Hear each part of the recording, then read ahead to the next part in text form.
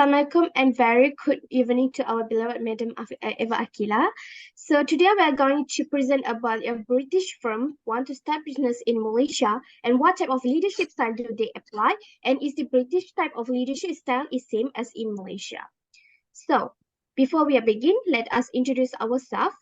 My name is Mashita Farhana binti Amir Sultan. My name is Siti Nadia binti Muhammad Kasar Hussein. My name is Mirza Sabila binti Shamsuddin. My name is Muhammad Mirza Zahid bin Rasham. Okay, so for introduction, I will explain a little bit about a British firm. So when a British firm start a business in Malaysia, they must carefully consider the local leadership style as it may differ from their own. So adapting to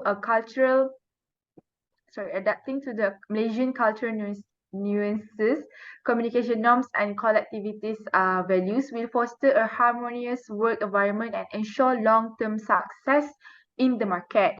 Therefore, this proactive attitude will enable the company to make informed decisions regarding to the most suitable leadership style to foster a harmonious, productive, and also inclusive work environment in Malaysia. Okay. What is the importance of leadership? There is a 5 importance of leadership. First is motivation. Second is employee retention. Third is conflict resolution. Fourth is innovation, and the last one is business growth. Motivation is referred to the right leadership that approach may be motivator for staff member. Employee retention is effective leadership where employee loyalty is higher when they feel supported, respected, and appreciated by the company. While conflict resolution means that the correct leadership style can make all the difference in bringing them to a peaceful conclusion. Innovation is where the effective leadership can create innovation and creative thinking can be sparked within an organization. And the last one is business growth, whereby the development and success of a company can be strongly influenced by the leadership style applied. Thank you. So, what is the objective of effective leadership? There is 5 objectives, which is the first one is achieving goals. The second one is improving employee engagement. The third one is developing talent. And the fourth is improving communication. And the last one is driving innovation. Next. For the 5 leadership style in Malaysia, there is 5 leadership, which is the first one is democratic leadership. Second one is authoritative leadership. Third one is collaborative leadership. Fourth is servant leadership, and the last one is transformational leaderships. So, for what the 5 leadership style in British. So the first is democratic leadership, where leaders practicing democratic leadership actively involve their team members in decision making, value diverse perspective. Next is the transformational leadership, where the transformational leaders in UK focus on the personal development, inspiration, and innovation. And the third will be the servant leadership. In the UK, servant leadership prioritizes the needs of their team members and focus on empowering and assisting others. They emphasize the morality, social responsibility, and community involvement. The fourth is transactional leadership, where the transactional leader in the UK prioritize stability and goal achievement through the incentives and penalties.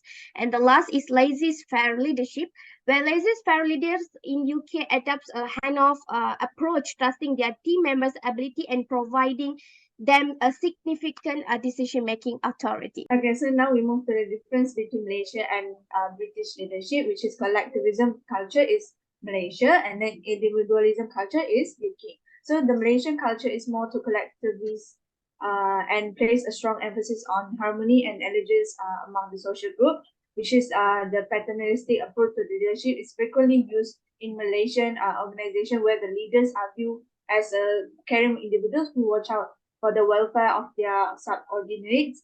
And then the UK has a more individualistic culture that values individuality and autonomy. So the British business may gravitate towards a more democratic leadership style that promotes open communication and employee participation in decision making. So there's four findings. So the first one is power distance, which is in Malaysia organization, the leaders are expected to make a decision on their own and are given more freedom to manage their teams. And then the UK exhibit a lower power distance due to a more equal leadership style, which is with their followers, the leaders are seen as personable and encourage candid conversation. Next is collectivism and individualism.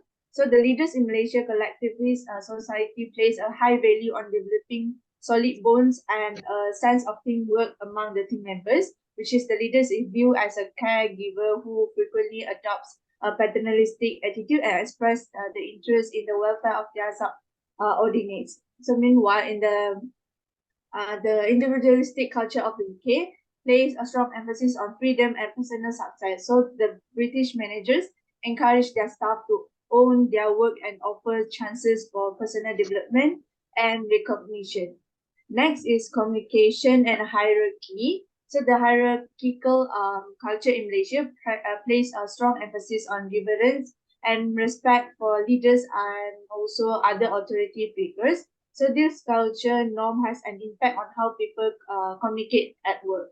Meanwhile, the UK fosters a more direct and open communication approach due to its flatter hierarchy and individualistic culture. So, which is the British executive promote open communication among the staff members, fostering a more inclusive and participatory workplace. And then the last one is decision making. So the decision making in Malaysia, especially in traditional contexts, tends to be more top down and centralized, with leader having a lot of power to independently make important decisions. So the leaders are frequently regarded as having the final says in matters, and followers are expected to do as they are told. Meanwhile, in the UK, they place more value on reaching consensus and including everyone in the decision-making process. So before finalizing the strategy or making crucial decision, the leader aggressively solid the opinion of their team members because they value their contribution and also thoughts. That's all. So, lastly, in conclusion, a British company starting a business in Malaysia may find the democratic leadership style to be effective due to its emphasis on collaboration, inclusivity, and employee participation.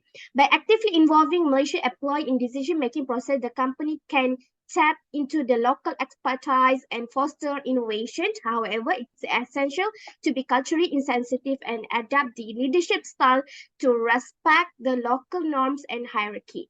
Embracing cultural diversity can lead a positive and inclusive work environment, promoting successful business operation in Malaysia. Thank you so much, Madam, for listening for our presentation. Thank you, madam.